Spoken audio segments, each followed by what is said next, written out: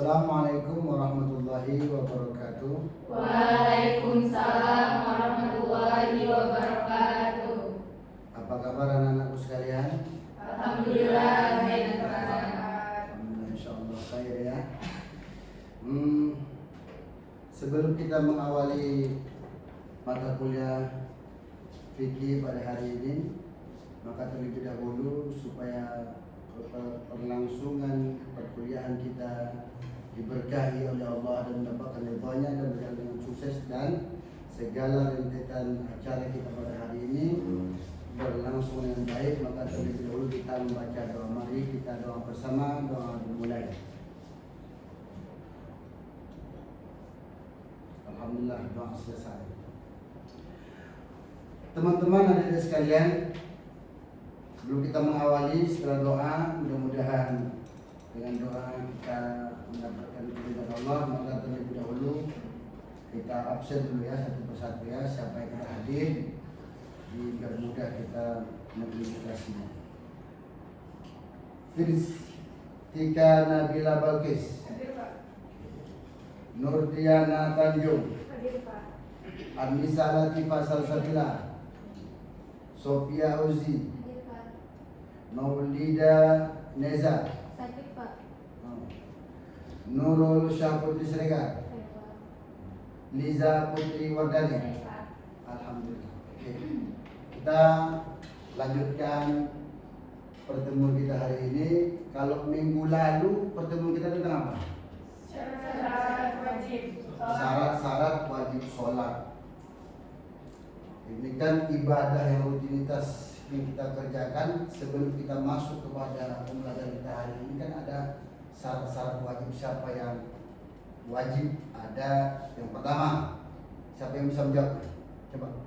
Syaratnya yaitu Islam, balik, berakal. Islam balik berakal. Bagus, tepuk tangan. Adik sekalian, teman-teman sekalian, bahwa kenapa mesti perlu kita mempelajari syarat-syarat wajib sholat. Makanya ada orang Islam dia, balik dia, tapi tak ada akalnya. Jangan kayak di tengah jalan yang orang gila, dia udah wajib sholat. Maka siapa yang nggak mau nak dan kedua kewajiban sholat sama dia, maka boleh dipersilakan untuk menjadi orang gila. Jangan ya. Oke, setelah kita ada semuanya, Islam, balik, dan berakal, ini disebut dalam satu kata kunci namanya mukallaf, orang yang dibebani hukum. Masuk kita kepada rukun sholat. Apa itu rukun sholat? Rukun adalah unsur pokok yang menentukan sah atau tidaknya ibadah. Jadi rukun ini tidak bisa diganti dengan apapun, berbeda dengan sunnah. Seperti orang waktu sholat subuh ada yang nggak baca kunut, ada yang nggak baca tasyahud awal pada sholat isya sama sholat asar. Ini bisa diganti. Kalau rukun tidak, sesuatu yang pokok yang sangat utama dalam suatu ibadah. Sedangkan syarat adalah kewajiban yang berlangsung sebelum ibadah. Rukun adalah sedang dalam ibadah. Maka di dalam pelaksanaan sholat tersebut, situlah ada istilahnya rukun. Oke, next. Ada berapa jumlah rukun sholat?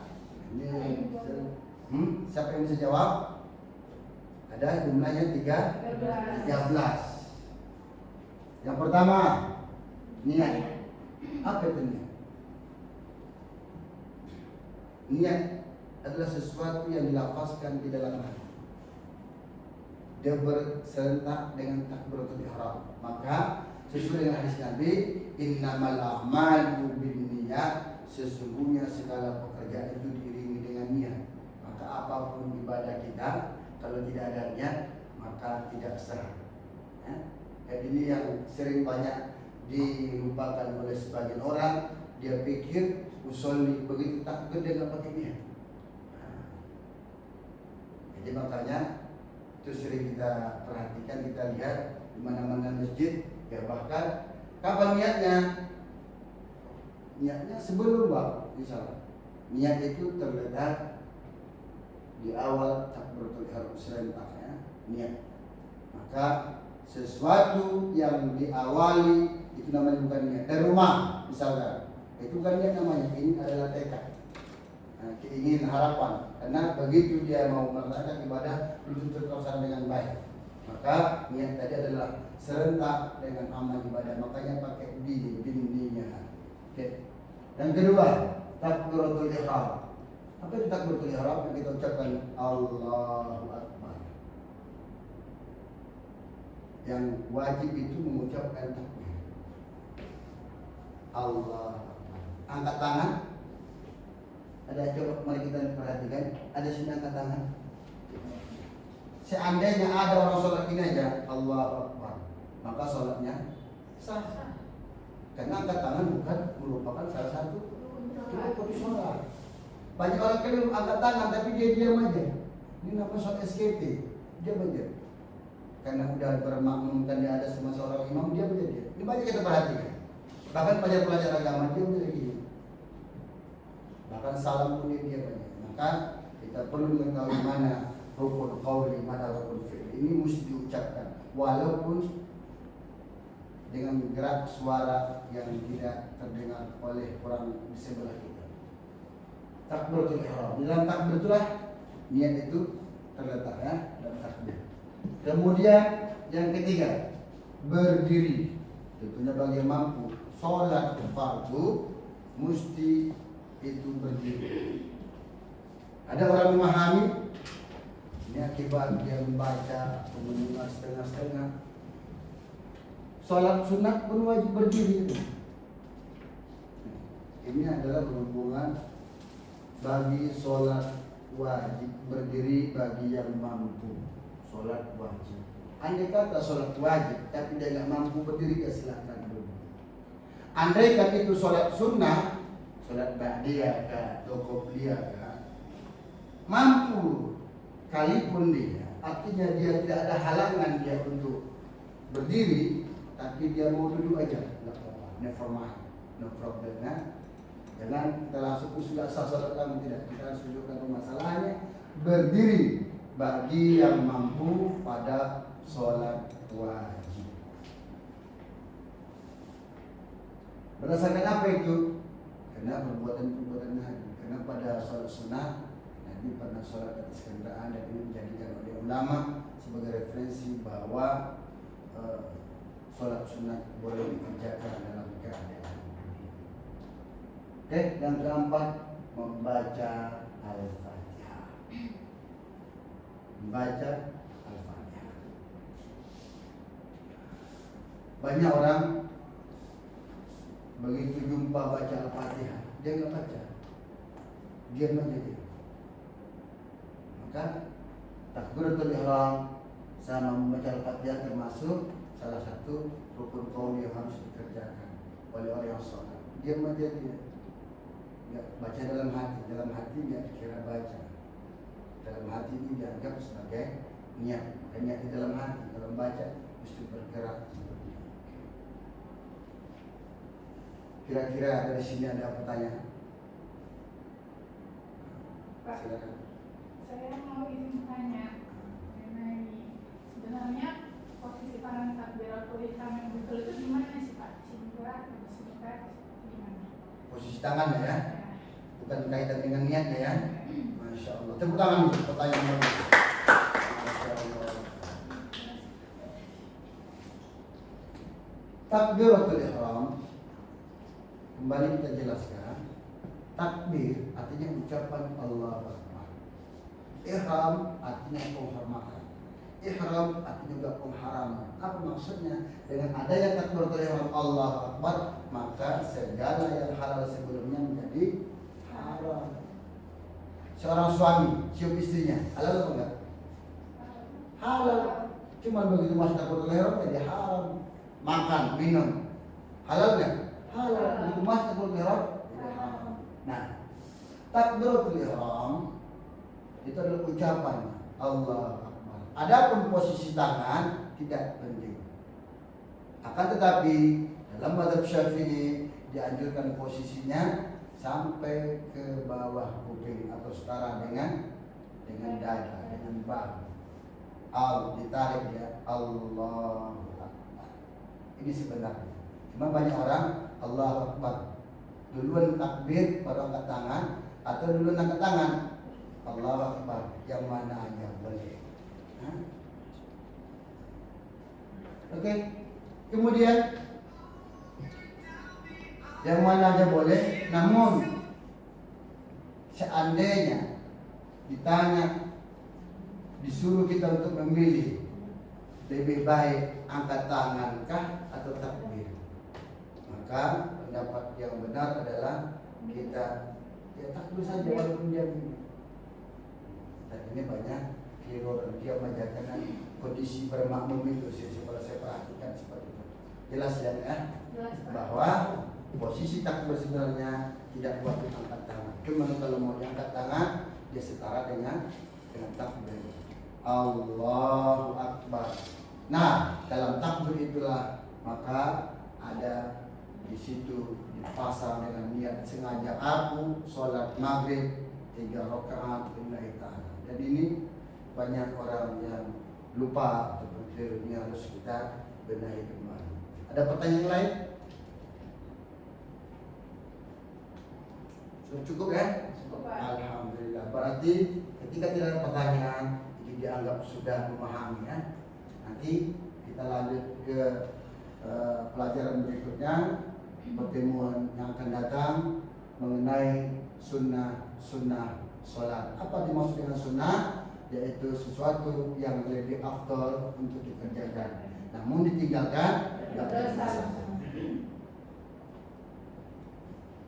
Maka sholat yang menjadikan judul kita ini jumlah rukun sholat itu termasuk dalam chapter yang keempat, bahwa semua mahasiswa harus sudah mampu menguasai dasar-dasar dan teori sesuai dengan LPS kita ya.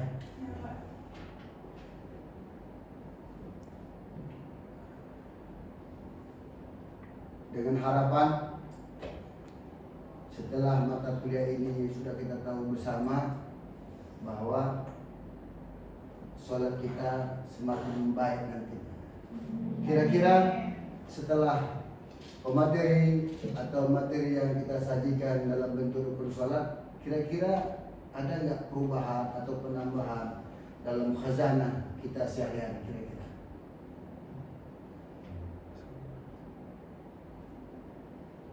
Coba kita mari buat diskusi, dicek di remaja-remaja masjid atau anak-anak, baik itu madrasah ataupun SMP SMA, ya dicari di YouTube bagaimana kondisi mereka sedang sholat. Apakah orang yang sudah mengerti agamanya sholat sudah pasti beres? Belum tentu, belum tentu.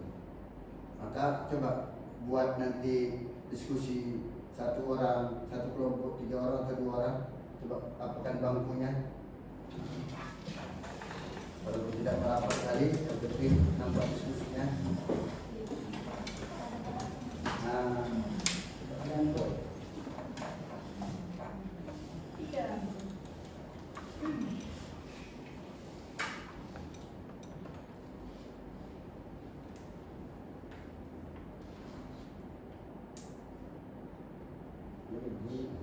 Boleh.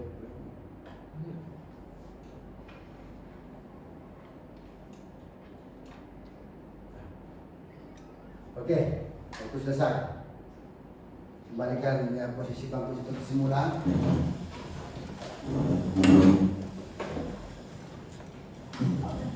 Siapa yang bisa memaparkan hasil diskusinya tentang bagaimana fenomena anak-anak remaja sekarang dengan minimnya mengetahui rukun-rukun sholat? Siapa yang bisa memaparkannya? Silakan. Coba. Kalau menurut saya Pak, tadi saya sudah berdiskusi dengan teman saya, contohnya itu misalnya di madrasah anak-anak, karena saya juga pernah melihat mereka ngaji, mereka belajar juga. Bahkan orang yang mengajarin pun setelah saya tadi mendengarkan penjelasan Bapak tentang di mana letak niat, bahkan takbir itu yang lebih penting daripada angkat tangan, itu gurunya aja mungkin melakukan hal yang salah gitu. Jadi kemungkinan gurunya aja salah, apalagi yang diajarkan ke anak-anaknya gitu. Masya Allah, tepuk tangan.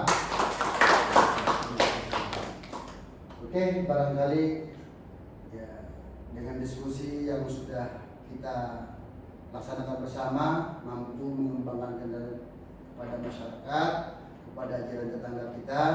Kalian punya tetangga, punya saudara, nanti sampaikan. Karena tugas kita adalah saling berdakwah amar ma'ruf nahi munkar. Enggak mesti tugas ustaz, tugas alim ulama, itu tugas kita semua sebagai kuntum khairu ummah, sebagai manusia atau umat yang terbaik di muka bumi adalah umat Nabi Muhammad. Karena salah satunya apa?